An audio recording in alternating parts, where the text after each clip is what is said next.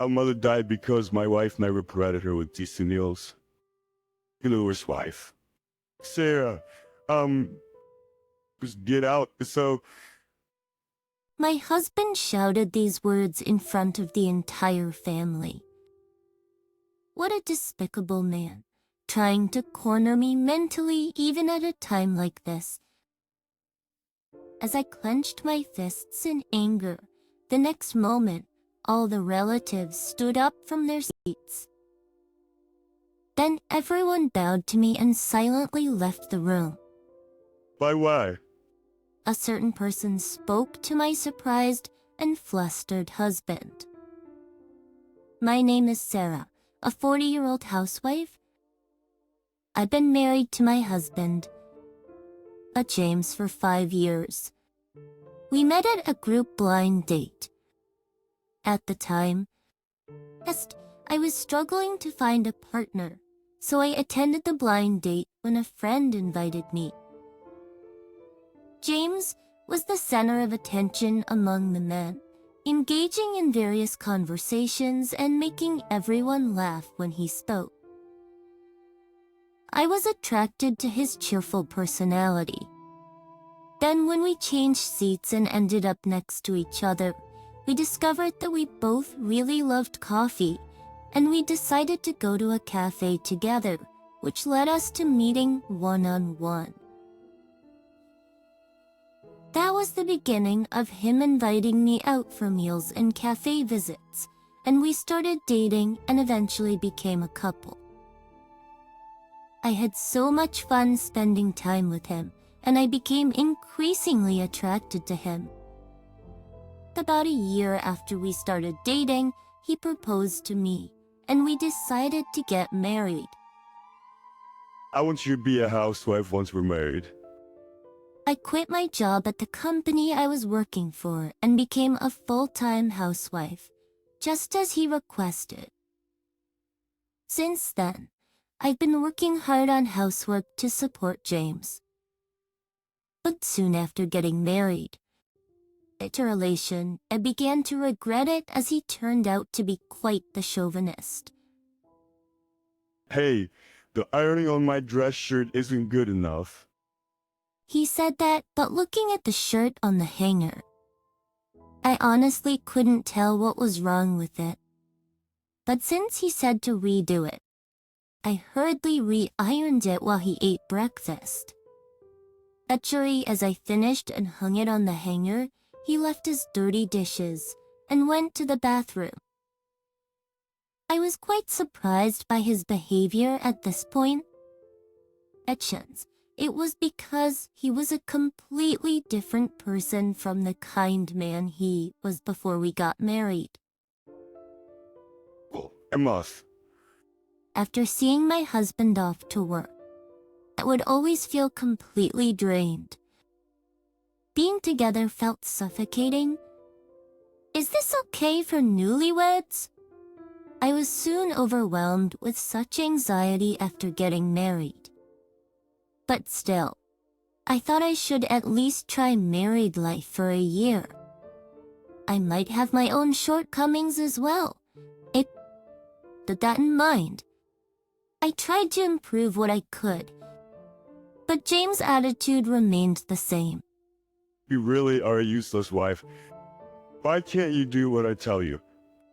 He relentlessly berated me like that.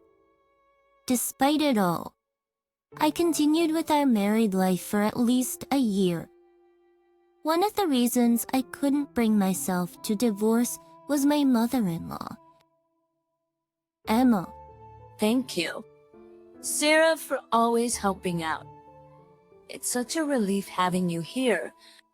Oh, don't mention it. Please don't hesitate to ask for anything. Or feel free to tell me anything. Emma lived near us, and she had been living alone since her husband passed away. But recently, she had been struggling with housework because of her bad legs. So during the day, I would go to her house and help out as much as I could. From the very beginning of our marriage, she had been very kind to me treating me like her own daughter. Our only child is James. We really wanted a daughter too. That's why I'm so happy to have such a wonderful girl like you. Sarah as my daughter-in-law. Having been told such things by her, it was difficult for me to talk to her about James' chauvinistic behavior, and I couldn't bring myself to divorce him, fearing it would make her sad. Amidst all this, something happened that made it even harder for me to divorce. Wait, your mom was taken to the hospital. Yes, so please go see her in the hospital. James told me that, and I rushed to the hospital. When I entered the hospital room, I saw her lying on the bed. Sarah, you came. Ma, are you alright? I'm sorry for making you worry. She had collapsed from a stroke while shopping and had been taken to the hospital by ambulance. I guess I'm getting old. You never know what might happen. She said this with a worried expression. It was painful for me to see her like that. A few hours later, after finishing work, James arrived at the hospital. Mom, are you okay? James. I'm sorry for worrying you. I'm fine. No, but you just collapsed out of the blue. Of course, I'm worried. I'm worried. After making a worried face, James seemed to have a sudden idea and said this. Oh, I know. It's so... when you're discharged. Or see, keep her, Mom. Let's live together. What? That way, we can take care of you, and if something happens, we can help you right away. I was shocked. Normally, you would first consult with your wife, me in this case, and propose the idea of living together to her after deciding together. But without involving me, he immediately brought up the idea of living together with his mother. It's as if I have no right to voice my opinion. If my mother-in-law agreed, I wouldn't be able to refuse. Well, I am worried about her, and I don't mind living together, but I still wanted him to talk to me about it beforehand. Because he suddenly brought it up, it made her uncomfortable. But for Sarah, living with her mother-in-law could be difficult. When she said that, I almost told her, "Oh no," but James interrupted. Oh, no, she doesn't mind at all. In fact, she's terrible at housework, so you should teach her. My mother-in-law was surprised by his remark. James, what are you talking about? Sarah is doing just fine. She's been a great help at my house, too. As she defended me, James looked annoyed. Well, as long as both of you are happy. You're okay with living together, right? Sure. Then, as soon as Mom is discharged, we'll move in together. James made the decision to live together in her house rather forcibly. But a week later, when my mother-in-law was discharged, James and I terminated our rental apartment lease and moved in with her. Sarah, I look forward to living with you from today on. Same here. She greeted us warmly, and our life together began in a peaceful way. I tried my best not to burden her with housework and took the initiative to do it myself, but she insisted on doing simple chores, saying that she would become unhealthy if she didn't move. We cooked together, and she taught me various recipes. Her cooking was truly delicious, and I learned a lot. James seemed satisfied with the clean house. At first, I wasn't sure about how living together would work, but I started to think that it might be better for me. As a housewife living with just my husband. But having Emma around gave me someone to talk to during the day, which became a source of mental support for me. She would also step in when James was about to complain about something and take my side. Between when she scolded him, he would stop complaining, which was truly a blessing. In the blink of an eye, 4 years passed since we started living together. Pat from it. Well, I still had my share of complaints about my husband.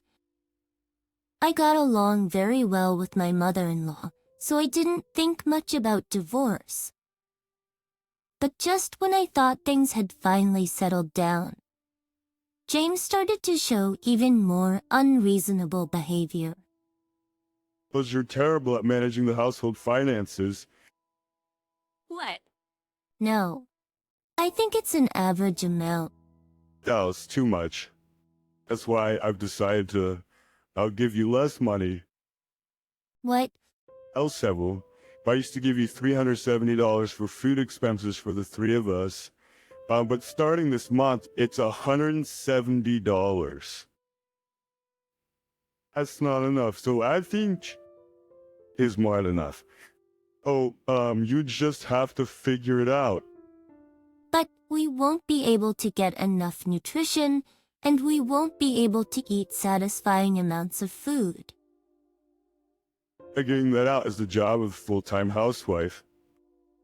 James suddenly made such an unreasonable demand, and he really only gave us $170 a month. There's no way we can cover the food expenses for 3 people with $170. I also want to make sure my mother-in-law gets nutritious meals too. But James wouldn't listen at all, and he didn't give us any more money. So for now, I did my best to make nutritious meals within the $170 budget, and I had to be incredibly creative. I bought large quantities of meat at wholesale supermarkets, divided them into smaller portions, and froze them. I looked for discount vegetable stores and stocked up, and I froze what could be frozen right away. I stopped buying all the snacks we used to buy and switched to cheaper bread. And I didn't forget to be inventive with the menu. I generally bulked up meat dishes with vegetables and to you. I made sure to prepare soup almost every time so that we could fill our stomachs, even with a small number of dishes. I think I'm doing really well. I know that you're trying to save money, but it's amazing that you can still make such delicious meals. And she apologized. I'm sorry that James is saying such outrageous things. Because until now, if I warned him, he would stop doing unreasonable things. But this time, he won't listen to me no matter what I say. So he wouldn't even listen to you. Although we're managing somehow now. I don't know how long we can keep living like this. Both Emma and I were quite worn out from being at the mercy of James' unreasonableness. And then my husband made another unbelievable remark. Looks like you can live comfortably with just $170. So, let's make it $55 starting this month. What? Are you out of your mind?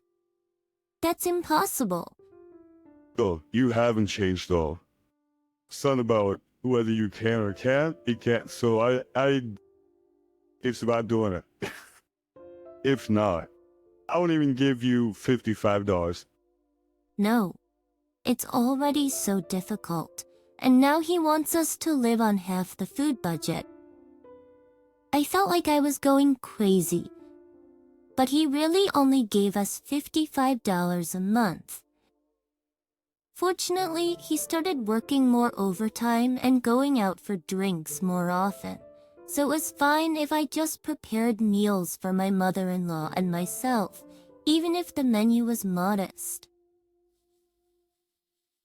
But we definitely didn't have enough nutrition, so I went to several supermarkets to find where meat was on sale and bought meals with half-price stickers on. Of course, I relied on the meat from the wholesale supermarket, but I had to buy beef and ground pork at a regular supermarket. Shopping by train was a waste of money, so I rode my bicycle around to stores. I think I really made a tremendous effort. But even in the midst of all that, my husband made another unbelievable remark. I don't get why I have to pay for utilities when I'm hardly ever home. And Mom's name's still on the bill, so from now on, I'm not paying for utilities. I really couldn't take it anymore. That's not right. We're living in your mother's house, aren't we? You use the bath, and you often fall asleep with the lights on when you come home late at night. If anything, your mom and I use less electricity. I angrily retorted, but my husband predictably got upset. Who do you think is feeding you? Have you forgotten that I'm providing the money for food? It's just $55 that he's giving us? What's with his attitude? That was my honest thought, but if we lost that $55, we would be the ones in trouble. Anyway, I'm not gonna pay for utilities anymore. In the end, James forcibly decided on that as well. Emma and I were at our wits' end. Well, I can pay for utilities and such with my pension. Oh, Emma, is there any way to break through this situation? In the midst of this, I came across some information. I thought maybe I could do this too. So, I immediately put it into action. Perhaps about half a year passed since then. Emma and I were somehow getting by with our frugal lifestyle when one day she suddenly fell ill and passed away. I was devastated. I couldn't believe that my mother-in-law, who was my emotional support, was gone. Even my husband was shocked. I can't believe my mom passed away. The wake began the next day, and relatives and friends of Emma attended. But at this wake, James caused an unbelievable incident. It was about the food served at the wake. Everyone was eating and talking while thinking of my mother-in-law. Upsetty in the midst of that, my husband, perhaps feeling tipsy from the alcohol, suddenly made an unthinkable remark. My mother died because my wife never provided her with decent meals. Dude, where's wife? Sarah, just get out. Don't ever set foot in my house again. Can you cover? James shouted these words in front of all the relatives. I was at a loss for words. Plus, we hardly spoke to each other, and the time we spent together had decreased. That the relationship between my mother-in-law and my husband had always been incompatible. But why would he blame me like this at such an occasion? He's really the worst man to try to corner me mentally even at a time like this. As I clenched my fists in anger, the next moment, all the relatives stood up. They all bowed to me and silently left. I was surprised. During the wake, all the relatives had left. James looked with wide eyes as relatives laughed. Why? Then a certain person spoke to my surprised and flustered husband. James, all the relatives know what you've been doing up to now. Oh, why, who are you? I'm a lawyer who's commissioned by your mother. That's, a lawyer? Oh, what do you want? Your mother left a will. I'll read it all out loud as it's written here. The lawyer read Emma's will in front of my husband and me. We were surprised at the contents. My mother-in-law had recorded the fact that my husband only gave us $55 per month for food expenses and didn't pay for utilities. She also recorded that he repeatedly made morally harassing remarks to me and sent these records to the relatives. The relatives, knowing everything, had left in disgust after hearing my husband's words. And my mother-in-law had even more shocking news for me. Shocking news for me? The will continued and it mentioned his affair. It seemed that my mother-in-law had hired a private detective to investigate. The lawyer who had received the investigation results from Emma showed them to us. There were photos of James entering a hotel with his mistress, looking affectionate. My husband turned pale upon seeing the photos. You want to tell me what this is all about? No, this is, it's not what it is, not with it. What is it then? You were having an affair. Well, that's, James was extremely flustered. He desperately tried to make excuses, but there was no escape with so much evidence. It seemed that he was having an affair with a junior at work. The reason he had reduced the money he gave to us was that he wanted to save money to enjoy his time with his mistress even more. Unbelievable. We're getting a divorce. You'll be paying me compensation. I'll also claim compensation for the moral harassment, not just the affair. No. James cried and apologized, but I absolutely did not want to forgive him. You even made the relatives leave. You're really hopeless.